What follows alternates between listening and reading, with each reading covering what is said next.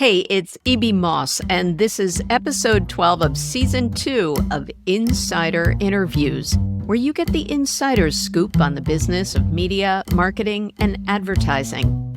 And I don't think anybody has more scoop or shares it as freely as Lou Paskalis. He's a bona fide pundit. He's also the chief strategy officer of news analytics company Adfontes Media, and previously headed up media at a few major brands you're going to hear about today. So buckle up. Here's Lou. So I want to talk about you, Lou. My favorite topic. Here's what I know about you. Your bio describes you as an outspoken champion for marketing innovation. And I know that you have definitely championed change from Gallo to American Express and B of A. And I also know that you're making headlines with some of that outspoken POV. So some of the folks that are listening to this may have heard you espouse on topics like the importance of supporting the news media and programmatic transparency and things like that. But if I were to take a page from your marketing Bible, I know that you have to hear a message more than once. So with that, welcome, Lou Paskalis, with a repeat message. E.B. Moss, thank you so much for having me today, and I'm really pleased to be here. And hello, everyone out there in podcast land. I look forward to spending the next 45 minutes with you. Thank you. Lou, I have one thing to sing to you, as I do sometimes with my guests. Ready? Da, da, da, da, da, da, da, da, da, da. You know what that is, right? What is it? Can. That's right. The can. And why am I saying that? Because one of your sponsors is, oh my God, who's the grocery chain in New Jersey that actually has the can sale every year? No, not ShopRite. Not ShopRite. Thank you. Placement. Maybe they'll be my podcast sponsor now. No, I'm singing that to you because the last time I saw you was in Cannes. Yes. Yes. You should flash up one of our photos we took for your audience. Oh, yeah. I will. That will be dropped right in.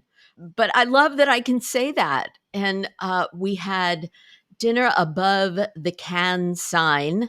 Right. It was awesome. And, you know, I've known you for a long time, and we shared many glasses of wine, right? Starting back when you were at Gallo and I was at Food Network.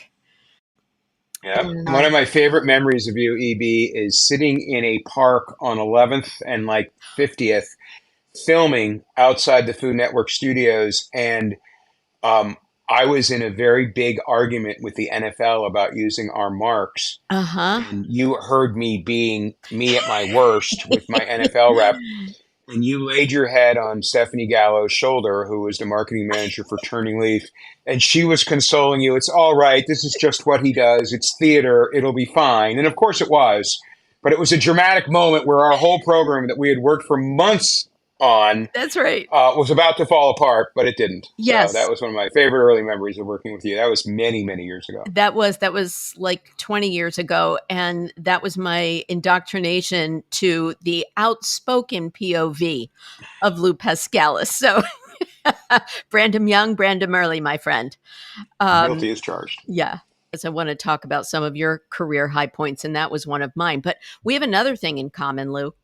You are a huge fan of racing, F1 in particular, and I used to market racing, more so NASCAR, a little bit of F1 when I was at Ad-Large. So, yeah. How the heck? Yeah. I know this about you, but I don't know how you got into a passion for F1.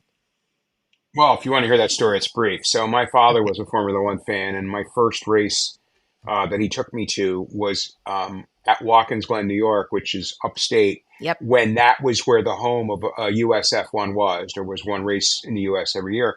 And as we're going up to a rather large escarpment from the town of Watkins Glen, which is on a lake, to the track of Watkins Glen, I heard F1 before I ever saw it. And according to my parents, my first question is, daddy, are those dinosaurs? Because the V12 engine literally made a resonance inside your chest, and I thought they were dinosaurs. And that was in 1969, and Uh-huh. I've been an F1 fan ever since. And I go to a race almost every year.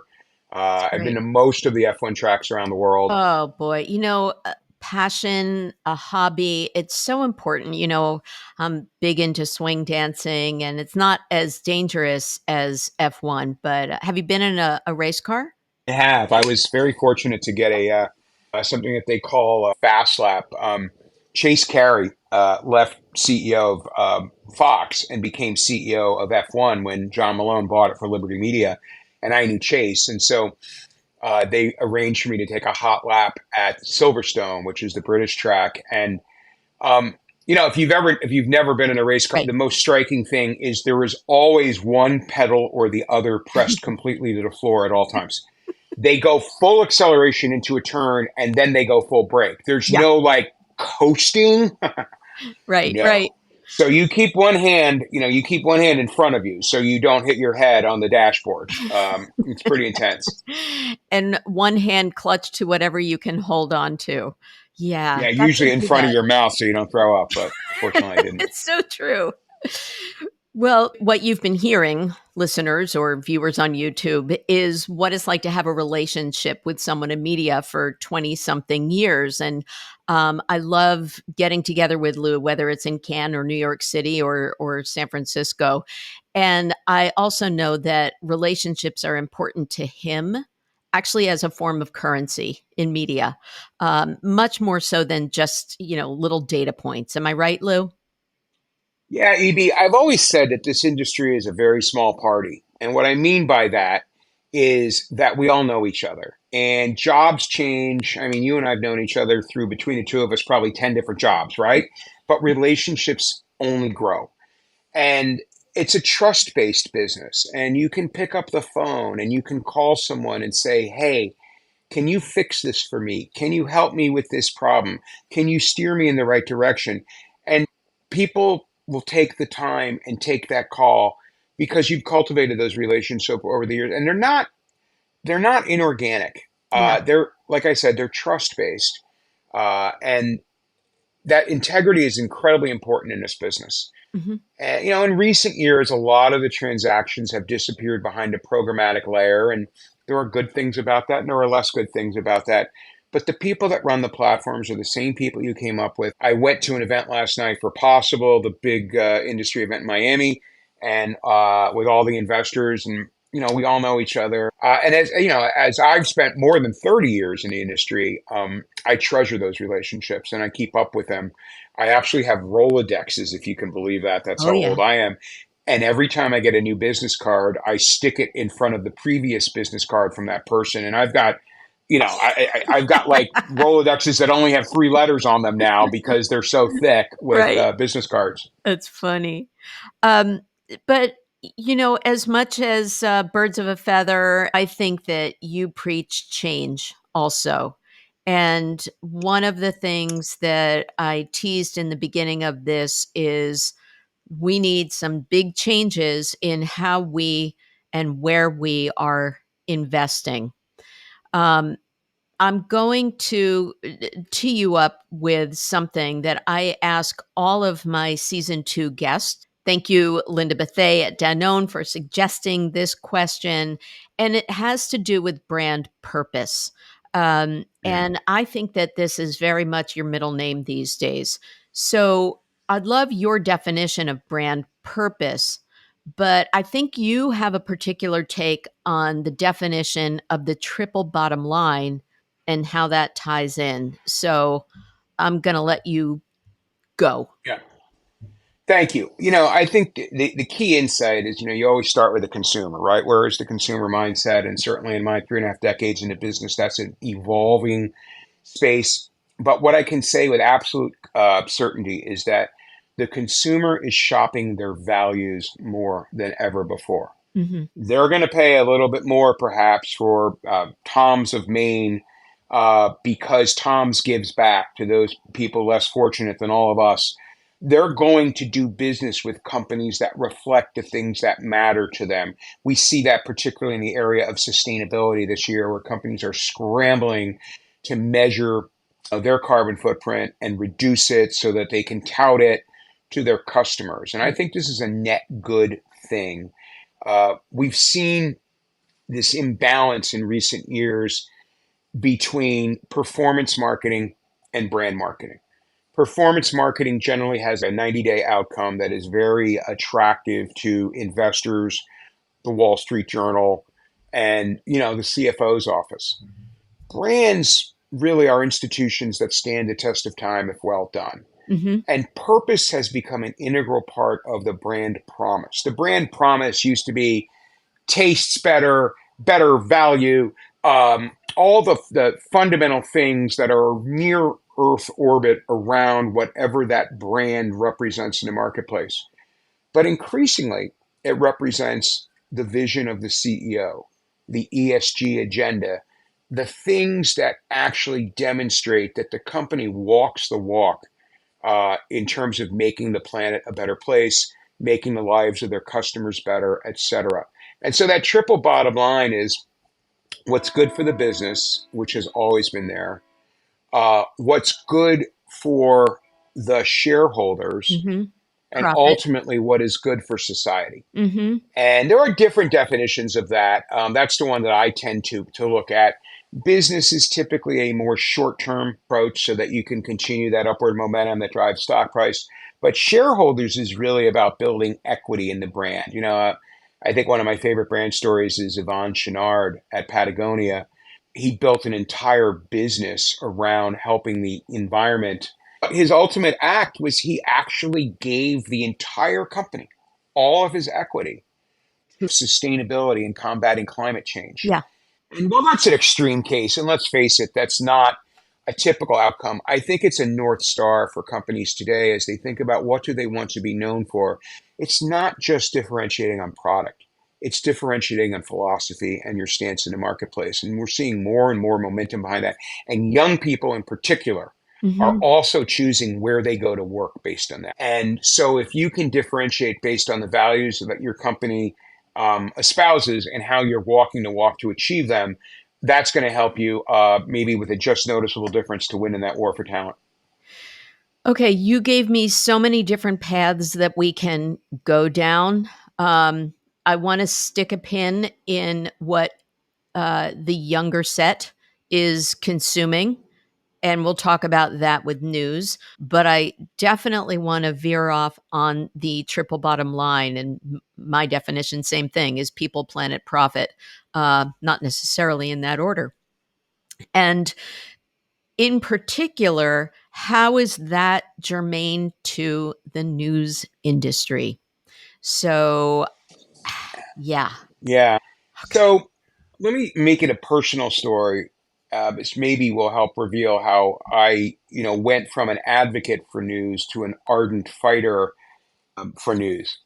So it was about 7 years ago where, and I am a news junkie. As I go to bed with the news, it's my thing when I'm not watching Formula One racing. And Kellyanne Conway was standing on the front of the White House lawn, and she was answering a reporter's question about the previous president and how he answered a question that was put to him, in which he revealed some information which was not consistent with the widespread information about the situation. And she said that the president was using alternative facts. And I actually looked that up. I'm like, is that a thing? Because I've never heard of alternative facts, right? I was brought up in a very strict household, and if you didn't tell the truth, you probably would have been taken out. Um, and that was, a moment in time where I think all of us were struggling with what that meant. But now here we are 7.5 years later, and, the truth is fungible. You can find a source for whatever your particular form of bias is and cite it as, see, I'm right. And you can Mhm. start using that within your own family to, kind of tear apart. And when you really look at it, the only people who are consistently defending truth as a class are academics and journalists.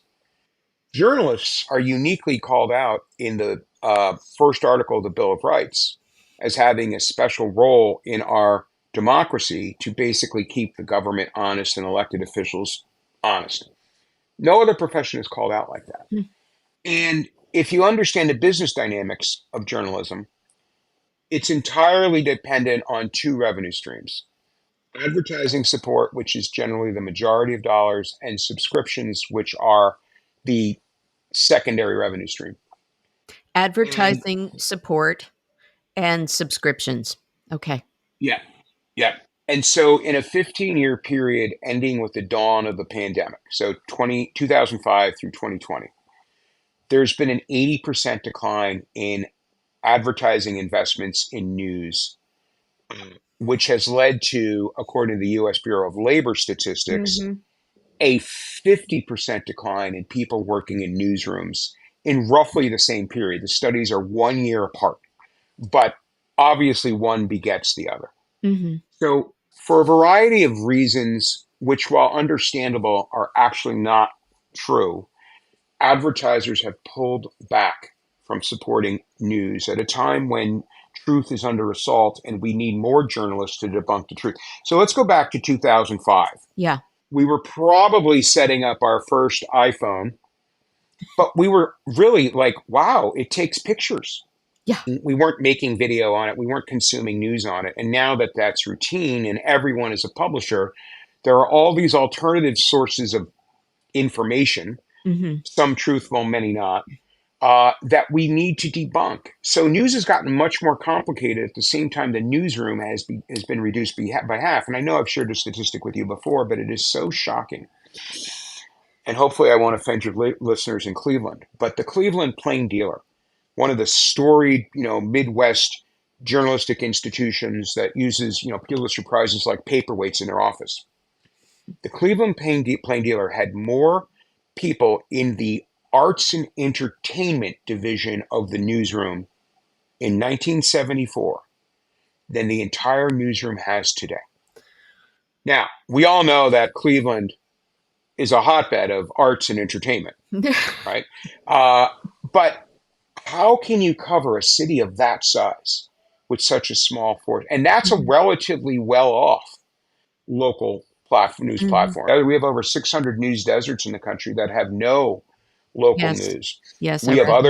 other, zombie platforms where there's no cub reporter leaning on the wall of the courthouse steps waiting for court to get out to see if he or she can come up with something to file before the deadline. There's nobody going to the school board meetings. There's nobody going to the zoning meetings to keep those politicians honest that the Constitution of the United States mandates that journalists do. And so much of that falls to advertisers who've moved away from this business, even though there's tremendous value in the audience that news delivers, Uh-huh. the demographic attractiveness, because of really artificial fears about brand safety and suitability. Okay. And we've got to debunk that. Okay, so two things about that. This week, I read that Canada's Metroland Media also killed off 71 local newspapers. And PBS says that 2,000 local papers have been shuttered. And that was actually last month. So we definitely have a local news desert. But local viewers and local consumers of news feel empowered when they read about things in their community. But you're telling me that that is even going away as well. Yeah, a couple of things that are frustrating. One, a data point I like to share is that the local Salinas, California newspaper was purchased by Gannett, and the decision was made to eliminate everyone in the newsroom that served that community for like 160 years. It's an old and storied paper. And the only person left there answering the phones is the person who takes the calls for obituaries. So the only sign of life at the Salinas paper is death. So where are you going there? Yeah, and so that's damning data point number one. Number two, I had the privilege of attending something last week, keynoting a dinner with the Lenfest Institute for Journalism, which Hmm. comes out of Philadelphia. They own the Philadelphia Inquirer, and they do a lot of philanthropical work to help local papers in general. So there were 100 and 150 publishers in the room.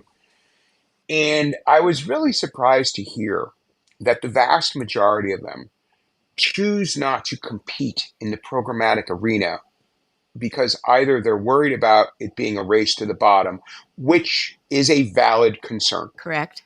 but also they don't have the technical wherewithal to understand the programmatic marketplace, which is shocking to me, 15 years after we went in that space. And, the statistic is that this year, 93% of digital display advertising will come through programmatic. So we've got a couple of problems. Yeah. We've got the local industry sitting out of where the money's coming from, which I think is a misread of the situation.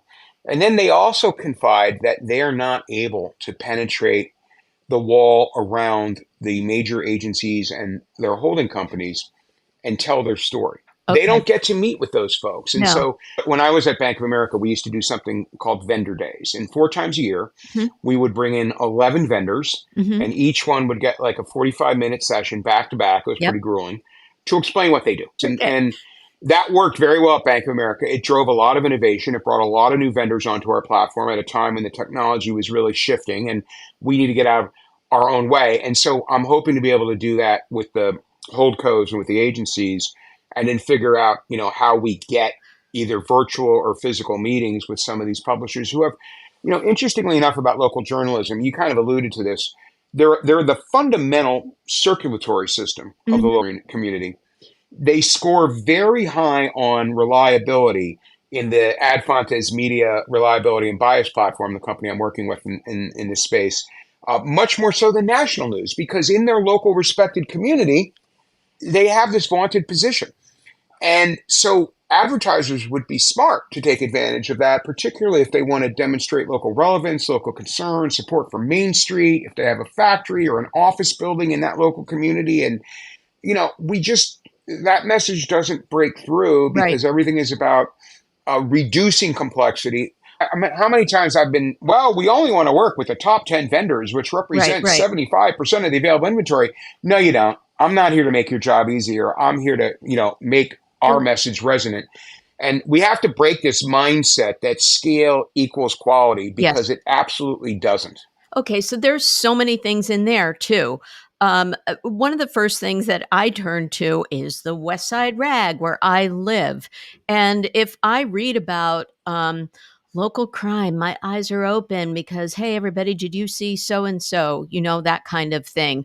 Or there's a community board meeting that is talking about the trash situation that I would have never known about. So I'm a news junkie as well, but that's absolutely a go to thing for me. And I do feel empowered. And one of those statistics that we talked about in Pointer was that people are more engaged with local, and yet it's being decimated. And then what you also talked about is that myopic view that it has to be at scale in order for it to be worth it, because I'm also going to buy it programmatically and that makes it easier. And then I get a deal.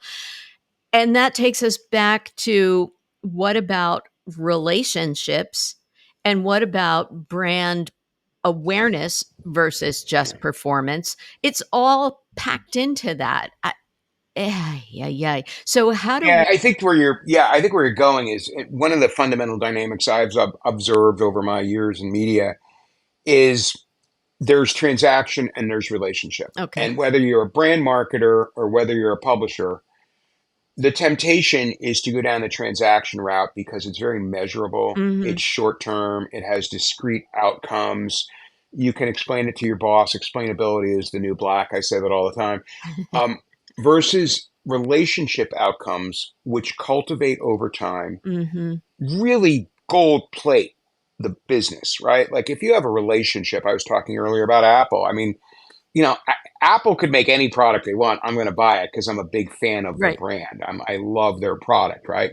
Um, and we don't have the same way to measure that. It's not as explainable as the transactional outcomes, but it's very much building a brand for a lifetime versus building a brand in a moment. I like to talk about the difference between renting and owning. The Yeah. transactor rents attention for a brief moment in time. The relationship builder builds a relationship and builds that attention for life, right? I Hmm. go seek out the next message from the brands I love as opposed to you having to come after me with advertising. We have to really move towards a customer long-term value equation. If you think about most businesses, whether it's a CPG company selling cereal or it's a bank selling financial instruments, that's a long-term relationship. And what that allows you to do is to not sell in every interaction. You might educate. For example, you might say, here are the 10 different ways that you can increase the value of the home that you're trying to sell if you're in the mortgage business. That doesn't have a click to apply at the bottom. It doesn't, have a hard sell Right. message. It just starts to demonstrate to customers that you share their values, that you And back to value their trust. opinion, you Hmm. value the relationship. Right. It's an investment. It's the same as when your neighbor brings over a homemade cake or cookies to welcome you to the new neighborhood. Wow, that's a really nice person. I want to stay in touch with them.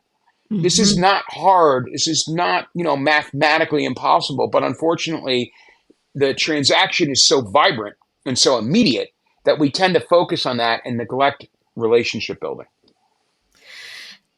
So you have planted a stake in the ground for $1 billion. Can you talk about that? Yeah, right when we went to Cannes this year for the advertising festival, Adfontes Media started the $1 billion challenge, which is designed to get advertisers to return $1 billion of their ad spend that has declined so precipitously in the period I described earlier um, to quality news journalism.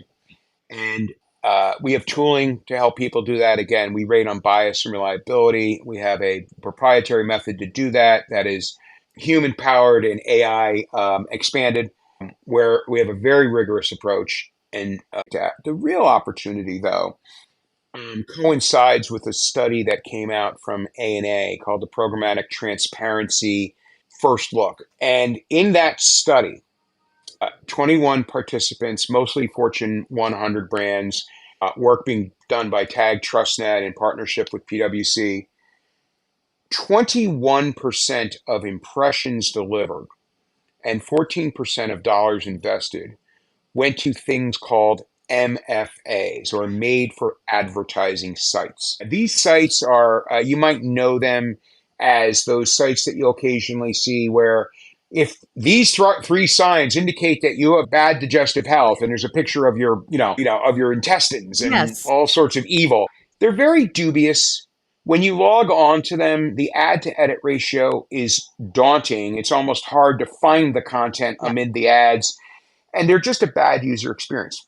But they use sophisticated technology to actually figure out what keywords an advertiser is blocking and then create content that avoids using those keywords. So they're literally out there with a story that the Washington Post might also be covering. But because the Washington Post reporters are using the best words possible to describe the situation, some of which might be on the advertiser's keyword blocking list, that those Washington Post stories are losing out to I the see. MFA, and the dollars that would have normally go to journalism are going to these sites that have very high margins and very low user experience quality. So one of the things now, when you add that all up, when you take the Mhm. results of that study and you extrapolate, it's $17 billion of advertising in the US. $17 billion that probably would have flowed to quality news journalism had it not been for the advent of these sophisticated, technology driven, low quality experiences. Oh. That would have dramatically changed the profile of journalism in America and the size of the newsroom. So, Oh. our message, and I've got a great, I think it's great op ed coming out in Fortune calling CEOs out on this, saying, do you realize that for brand safety and suitability reasons, your staff is diverting money from quality news journalism to these sites that are not creating a good experience. And in most cases, in every one of the cases of the participants in the study that the ANA did, not one MFA site was on the inclusion list that each advertiser used to determine where they wanted their ads to Right. run. And in talking to the partners, almost all of them were like, no, we don't want our Of ads course. running here. This is terrible. So my last sentence in that op-ed is to the CEO. It says, you've been put in this role because of a consistent track record of making good decisions. Make a good decision here. Return advertising dollars to journalism because it drives our economy. It drives our society. It drives our democracy. And all of those things have made the US the greatest economic miracle of the last 200 years. And if you don't believe me, go somewhere abroad Yeah. and see how many brands you recognize in the store, on the sign, the hotel you're staying at, right? That's all a fundamental product of a democracy that built a society that drove an economy that allowed enterprises to thrive and continue to thrive for over 200 years. And we're now calling that into jeopardy by failing to support journalism and their war to defend the truth. Oh, Lou, thank you for connecting all of those points for me. I've read a lot of what you've said, and this is why I said at the beginning of this podcast that you may have heard Lou talk about this before, but I've heard this a few times. It's sinking in. I understand the connection now with keywords, with the need for top down vetting of what the junior media buyer is doing, all of those issues. Thank you so much for explaining that. Eek, I'm terrified. So I want to go back to one of those points that we talked about, which was the youth, what the youth is doing. Um, and one of the things that was served to me recently was this young woman who is interpreting the news, the New York Times and Washington Post and things like that on TikTok. So, how are we going to capture the younger generation, from us anyway, that is quite interested in the news? How do we make that more compelling? And how do we encourage brands to support that and keep newspapers alive versus it's another form of UGC, but at least they're illustrating clear interest. Yes, I like to be very critical of advertisers, but this is also a failure to innovate on the side of news. Mm. There are some bright spots that work and some really good ideas that I was very surprised that didn't. So in Cannes, we had the TikTok editor from the Washington Post talking about how they use TikTok creators to make the Washington Post stories resonate with the younger TikTok audience. And it's been very successful. And you think of a storied institution like the Washington Post and getting so much success from TikTok. But they took a risk. They took a brand risk. Hmm. I'm sure there were people in their newsroom that turned their noses up at that and said, are you kidding me? But it worked. Yeah. And I give them a lot of credit. At the same time, one of our very good friends, John Battelle, one of the founders of Wired Magazine, Hmm. a very successful entrepreneur in the business, partnered with John Heilman to create something called the Recount. And the Recount was designed to take the news of the day and make it palatable to young people, the youths, on their smartphone. It Uh-huh. was snackable news, and it was very compelling. And I'm proud to say that Bank of America was the first and biggest advertiser on the platform. I'm less proud to say that we were one of the very, very few.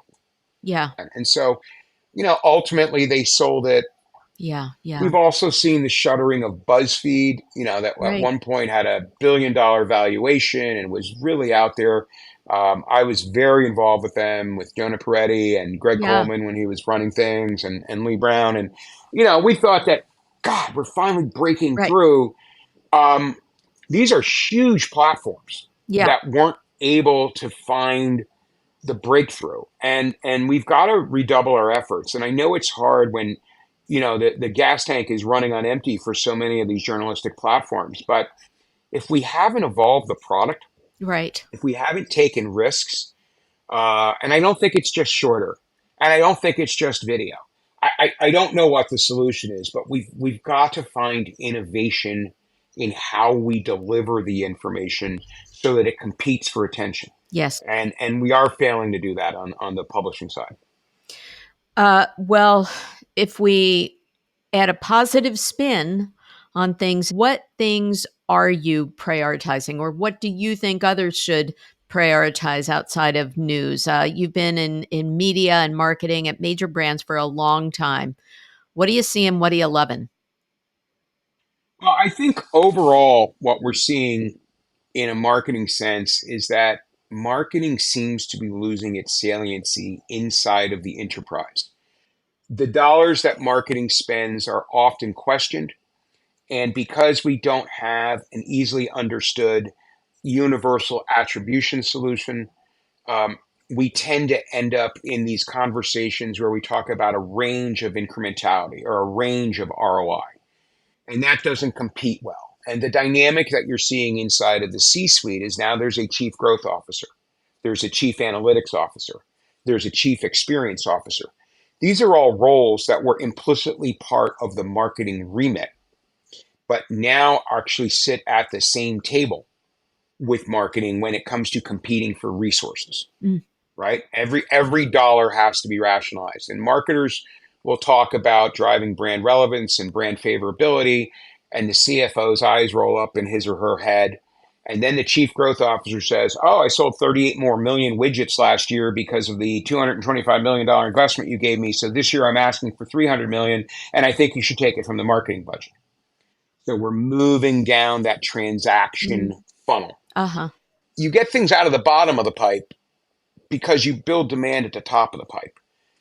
And we're losing that. I went into marketing because of a number of great marketers who, came before me, one of which was Bill Bernbach. And if you remember the old black and white ads that, you and I were Sure. little kids when they came out, that were selling Volkswagens. They had this ugly, small car from a country that 20 years ago we were at war with, Yep. and they were the automobile of choice for that generation of the late 60s. And they did it by capitalizing on the ugliness, by Right. talking about the unique attributes, by taking massive leaps of faith that inspired people to change their behavior. And today, marketing doesn't get credit for when it does that. When it does Mhm. those wonderful programs, like when I was at American Express and we did Small Business Saturday and we got it Yeah. in market 18 days between the concept and the implementation. Yep. And we did it because there was a sense of urgency to help the economy and we wanted to play our part. That doesn't measure out in the way that we typically look at financial investments, but it's bigger than that. And so we've got to return to this idea that marketing is created in the windshield, not the rearview mirror. What's next and what will change people's perceptions will not likely come as a derivation of what we did before. So we've got to be able to make bold moves and trust that that's how we change behavior. So it's like what we talked about before, where relationships can be a form of currency. But what are the issues that we're facing now with measurement? So much of what we're trying to do today at Adfontes Media is to get advertisers to reappraise their policy on news. The winning argument comes down to the value of that news. And we are looking for partners always that can help to demonstrate that news has one of the most attractive returns on investment and delivers significant, incremental, unduplicated reach. A great company that is doing work and is a partner with us on this journey is Comscore, Mm, who asserts themselves into the midst of the currency conversation. There are so many currencies today, and many marketers are stumbling and trying to figure out what it is that we should ultimately transact on. Comscore has the best worldview. They understand the value of news, and they're really helping us to tell that story. I'm not aware of other offerings in the space that have that level of worldview, of comprehensive understanding, which allows a marketer to make trade-off analysis, make the best possible investment, and ensure that that investment is returning. Whenever we see something like that, we know that that is going to show the news category as a whole, and individual platforms in particular, to be very competitive with other places where the marketer might be able to place their advertising investment. So, Lou, one of the things that we didn't really talk about was, what is Adfontes Media? I know that you're their chief strategy officer, correct? And what are they doing to kind of help improve the world and in the world of analysis, if you will? So ad fontes, which means to the source in Latin, and as one of the Oh, few people who've had 8 years of Latin in their education, I was immediately attracted to it.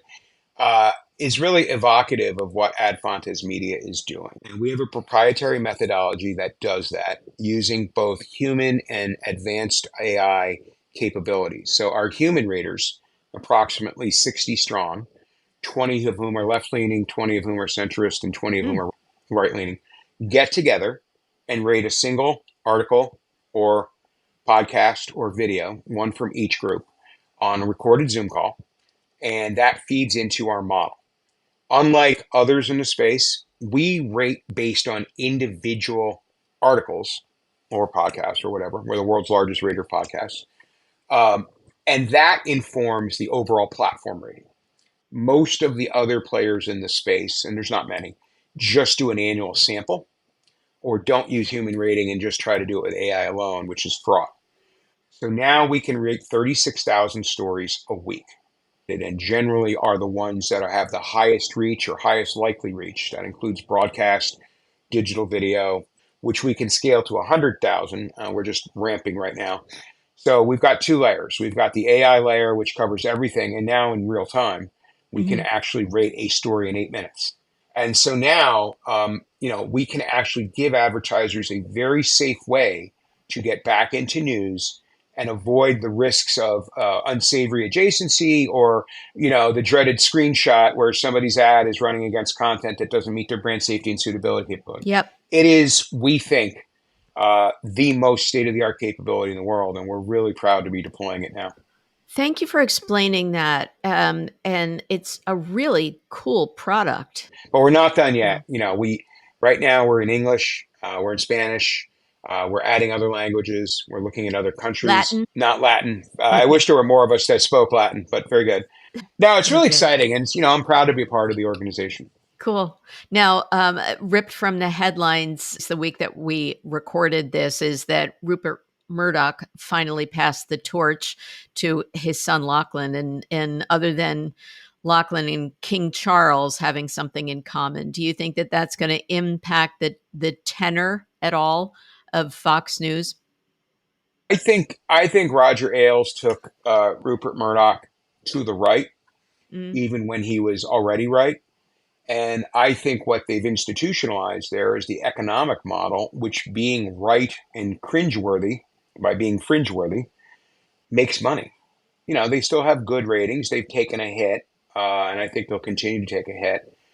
I think it's a generational shift, not, I say that with actually realizing, I don't think Lachlan is an apple that fell too far from the tree that enabled the right hand shift. okay. Well, news makes the world go around, and hopefully, we can get more folks supporting it, whatever their perception. Thank you. Great. Thank you, EP. This was great. Well, I hope you got some good insider scoop from this episode of Insider Interviews with me, E.B. Moss. If you enjoyed this content, please feel free to buy me a coffee at buymeacoffee.com/mossappeal. And I hope you'll follow Insider Interviews on social media and let me know if you have a question or a suggestion for a next stellar guest in media, marketing, and advertising. Speaking of stellar, my theme music was composed and performed by the incomparable Grammy-winning John Clayton. If I can help you with your company's podcast, please find me at mossappeal.com. Thanks again for listening.